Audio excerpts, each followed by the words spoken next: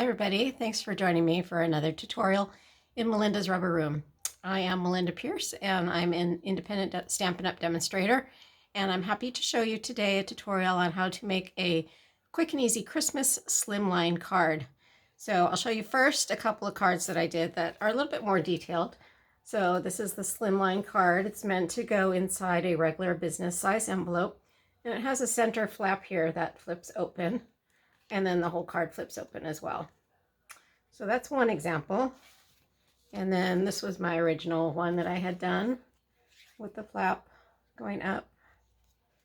This uses designer series paper and then stamps for these two images here and then on the inside as well. Okay, but let me show you an even quicker version of doing that. When you're making Christmas cards, especially if you're doing a lot of them, you want to make them so that they're not too detailed. Otherwise, you tend to get discouraged and it takes really a long time to get them done. So I'm going to show you a quicker way to get them done.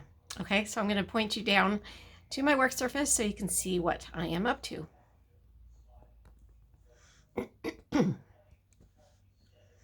Okay, so like I said, this is the slimline design card. So the measurements are a little bit different than what we're used to dealing with because you're making them so that they'll fit into a regular business size envelope. So the stamp set that I used on my other samples, as well as this one actually, I'm using these two stamps. This is the Christmas Gleaming stamp set, and it's in the mini catalog right now, the mini Christmas Stampin' Up! Catalog. To coordinate with that stamp set, you will want to use the Brightly Gleaming Specialty paper. This was actually in the catalog, this mini catalog last year, and Stampin' Up! Brought it back again this year because it was so popular. So you want to use this paper for the card that we're doing today, as well as this paper that this one that I showed you. Okay, so let me show you my quick card. So this card uses a lot more specialty designer series paper.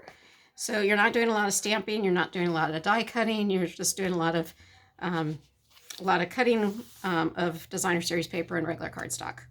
So you want to start with a base that is 9 1/4 by 8, and you want to score that at 4 inches.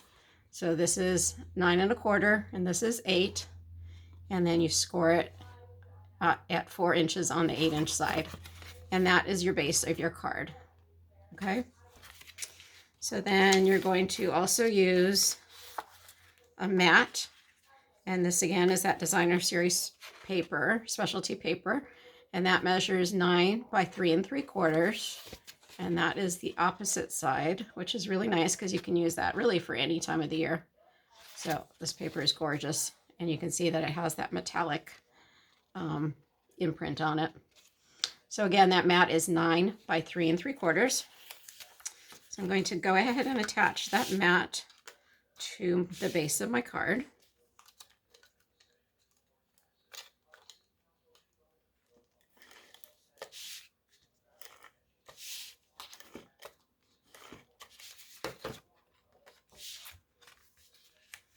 I've had so many people say that they've had these grand ideas of Christmas cards that they're going to make, and they have these really cute designs, and it just takes them so long to do all the die cutting and everything that they kind of lose interest, which is really kind of sad. So what I do is I do come up with a few special cards. I usually make those for my direct family, and then some of the other ones that I send out to friends and family are a quicker design of cards that I make. Just because I make so many of them, I don't unfortunately have the time to put into making each and every one super special. They're all special, but you know what I mean. Okay, so then on top of that, we're going to have these mats of cardstock, and those are going to measure, 2 of them are going to measure 2 3/4, and one 2 3/4 by 3 1/2, and one is going to measure 2 3/4 by 7, and that one you're going to score at 3 1/2 on the 7-inch side. So that this one that measures 2 3/4 by 7 is this piece here, and then I scored it at 3 1/2. Okay, so now you have the 2 that were 2 3/4 by 3.5, and those are going to go on either side. And then the other one that opens up is going to go right in the center.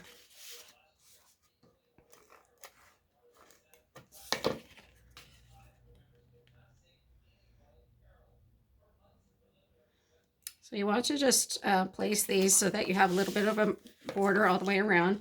So some of that pretty designer series paper shows through.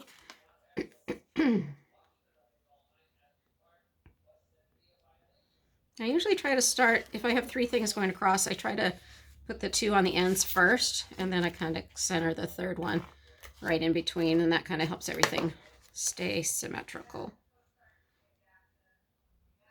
I don't do a whole lot of measuring when I'm doing my placements. I just kind of eyeball it. Okay, so now I have my 3 rectangles with the one that opens up. And then I have my designer series paper. This again is from that the same specialty paper. And so I have 3 pieces of designer series paper cut at 2.5 by 3 1/4 inches. And those are going to go right on top of these 3 mats that I just created. Now this designer series paper, this particular one, it's a little tricky because some of them are hard to tell which ornaments go up right side up.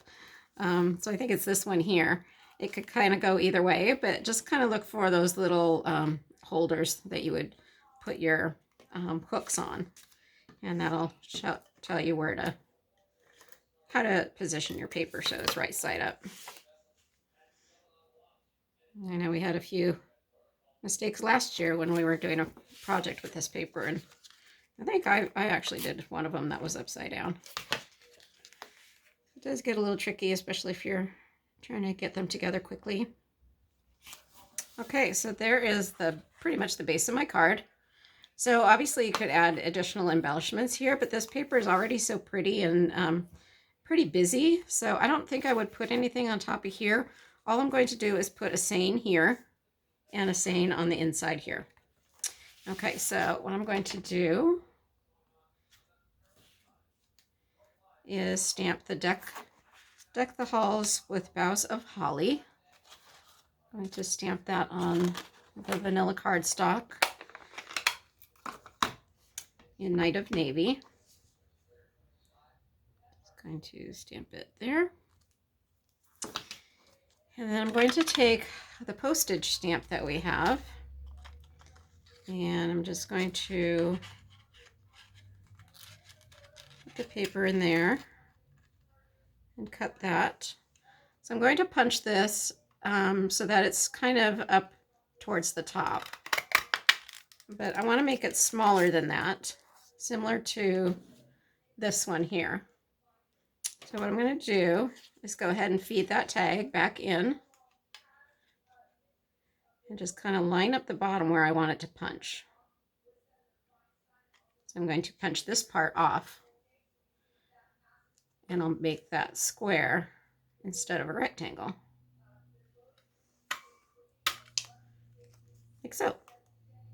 Okay, and then I want a little bit of a border around that, so I'm going to take another piece of Night of Navy and just punch that out. Let's see how that looks.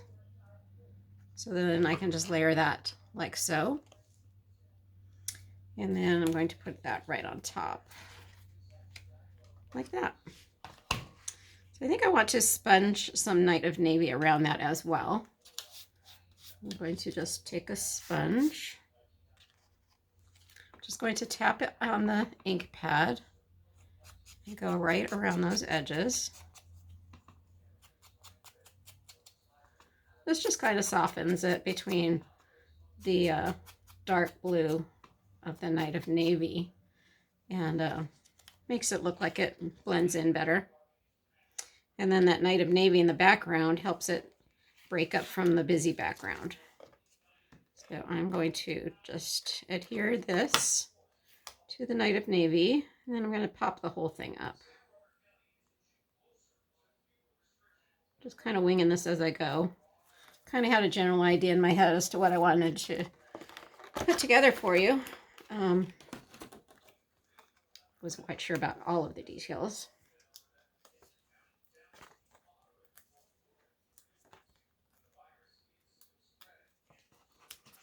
Another fun little idea is if you have a lot of these little backings, take your Pica tool and just poke those into the backings of the paper, pick them all up. You have them at the end of your tool, and you can just push those right off and put them all in the trash can all at once, so you don't have as many of those floating around on the floor and all over the place. Thank you, Arlene, for showing me that technique. And then you're just going to place this right in the center there. Okay, and then I have another mat. This is cut the same size as this blue with the stars on it. So that's 9 by 3 3/4. It's this one here. It's 9 by 3 3/4. That's going to go right on the inside. There goes my Pica tool.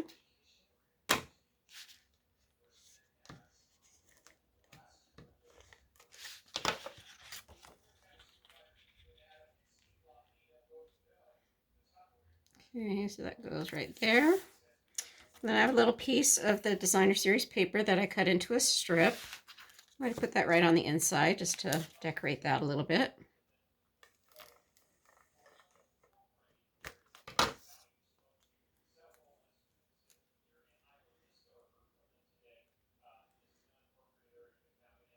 Just like that. And then I have to go back in and put a little saying here. So I'm going to take, so on the outside it says deck the halls with boughs of holly. And then this one is going to say, and be jolly this season. I'm going to, let's see if I have enough of the ivory here. That will work. I'm going to take my Night of Navy ink pad again.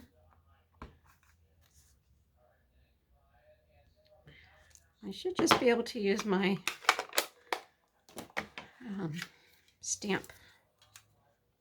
postage stamp punch again. This punch is actually sold in the main catalog with a coordinating stamp set, and I'm just thrilled with how much use I'm getting out of that little punch. So that's going to go right like that. I will go ahead and sponge that again.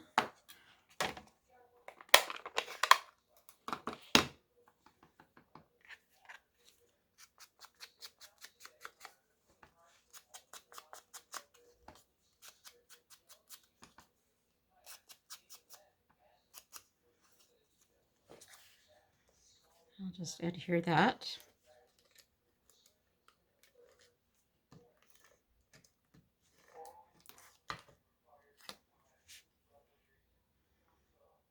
Like so. And there's the completed card. I just need to stamp a Merry Christmas in there, which I don't have available to me on my work surface right now. But that's easy to do. Just any Merry Christmas or Happy New Year stamp. And that is your completed Christmas card. So quick and easy. Doesn't have to take a lot of time, and you can still send a nice personalized Christmas card to your friends and family. So I hope you like that idea. The slimline cards are super popular right now, and it's great that you can just use regular business size envelopes, don't need any extra postage or anything, and you can still get those out to your loved ones for Christmas. So I hope you like those ideas. Please feel free to share my tutorials. Give me a thumbs up if you liked it, and be sure to subscribe to my channel so you see all of my upcoming tutorials in the future. If you'd like more inspiration, please follow me at Melinda's Rubber Room on Facebook. I have some information about upcoming Zoom classes and all of Stampin' Up! Specials and other projects that I make. So feel free to follow me there. I'd be happy to answer your questions either there or on this tutorial. I do check my messages frequently and answer you back right away. So I hope you enjoyed the tutorial and have fun stamping. Okay, bye-bye.